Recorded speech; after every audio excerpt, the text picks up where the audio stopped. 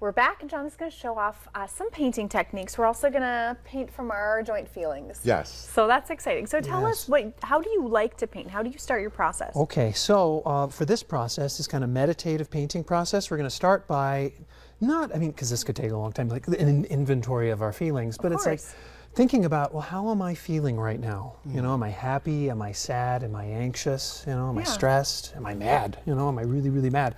And then thinking about, okay, what color am I supposed to pick that's associated with that feeling that I'm feeling, you know? And so I guess I could ask, how are you feeling right now? Anxious. Oh, really? Okay, so yeah, go with, so you ought to choose the color you're supposed to choose. Since you said anxious, I'm going to go with yellow. And I'm going to be painting on the side. And I'm going to be much more messy with what I'm doing. Yeah, I'm going to be, because we're supposed to be messy. Art is, I call it messy philosophy, being an artist. Ooh, look at you already in the, making different colors. Yep. And so I'm going to go with a circle here. And so the type of strokes that you do, I guess, employ can make it look a certain way. You know, if you've got like short strokes or kind of, there we go. Oh gosh, that's looking great. That's I know, right? Great. She's a natural craftswoman, so she is literally, I already feel like you're making like the sun and the sunset. Well, yes, and that's what's so powerful too, because it means something else to someone else, probably who takes a look at it. That's what I like about art, you know? The interpretation. Yeah. There we go. So yeah, there could be kind of stippling sort of brush strokes, if you know what stippling is, you know, kind of dots or, you know, short strokes, and that can make it look upbeat. There can be long strokes, and there can be this kind of melancholy to it, you know? And that's how we can process what we're feeling. And for me, I don't experience emotions in a typical way, being autistic. And so for me, it's not that this kind of activity is pointless, you know, but it's a little different for me because, you know, I just kind of do it. I love what you're doing over there. Describe what you're doing. So what I find when I paint, and I can hold this up too. Here we are. So what I find when I paint, and we're painting sort of abstractly here, is that I find I gravitate towards structure, and that's what shapes can give us: circles, squares, triangles, and that can be reassuring for us emotionally. And that's what a lot of people probably don't recognize. Here, I'll set this down now. There we go. It's like you're walking into a portal. I feel like I'm going into a portal. Oh, really? Yeah. Okay, I'll take you into a portal of, you know, being, I guess, neuroatypical or something like that. And that's what I'm considered, neuroatypical. It's a confidence builder as well, I think, because it really helps you to just be comfortable with, this is what I'm creating. Yes. And it is good enough, and it is, you know, it is me. And so I think a lot of times, I know at least with myself, in creating art, sometimes I'm self-conscious because I'm like, well, what if other people don't like it? Oh, yes. See, that's what I was talking about. Opinion and feedback. Opinion is a visceral, emotional response to something, okay? Like people saying, that's awful. That doesn't really give you any information how to change anything, you know? It's but so feedback objective, is different. Too. Sure.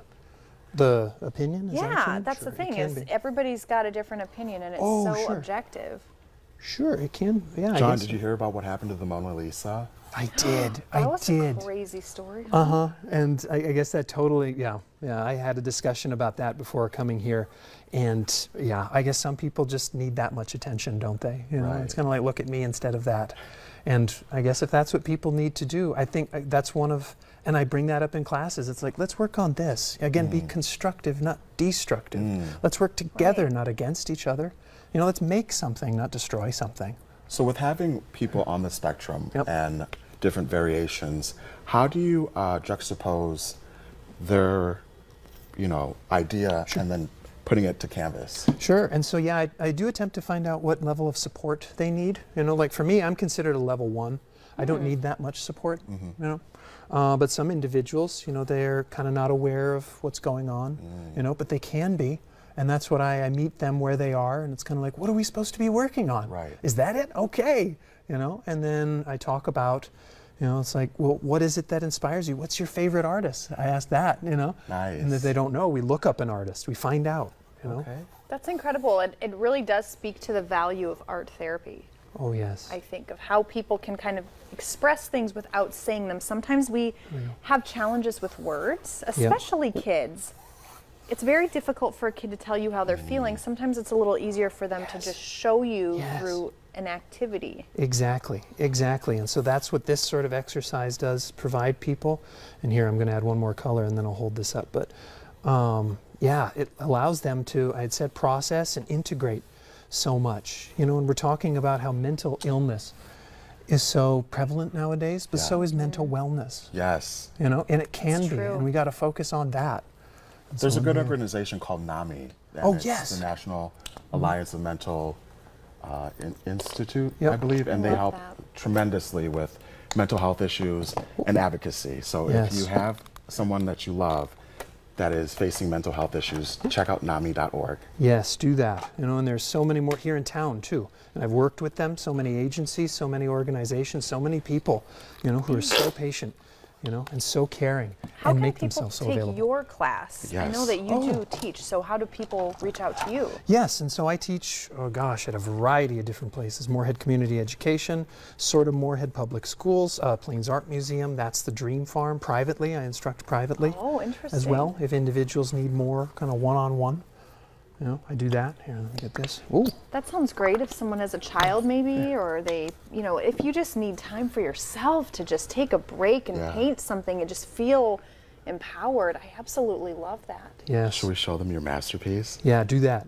Do that. Let's show Here's, That's the point of it. And so, you know, we're thinking about our feelings, we're talking about, you know, and that's what comes out of it, and that's really great. And here, I'll hold this up. This These is a are little my more feelings. It's a beautiful abstract. sunset with the ocean. Oh, God. You know, and so this is That's what, so amazing. yes, and so I went a little more abstract or non-representational Sure. with what I was doing. Awesome. You know. Well, Incredible. John, thank you so much for letting us into your world and Oh, yes. painting. Yes, you're very, very welcome. Well, coming up on today's show, we'll be taking a look at the housing market here on North Dakota Today.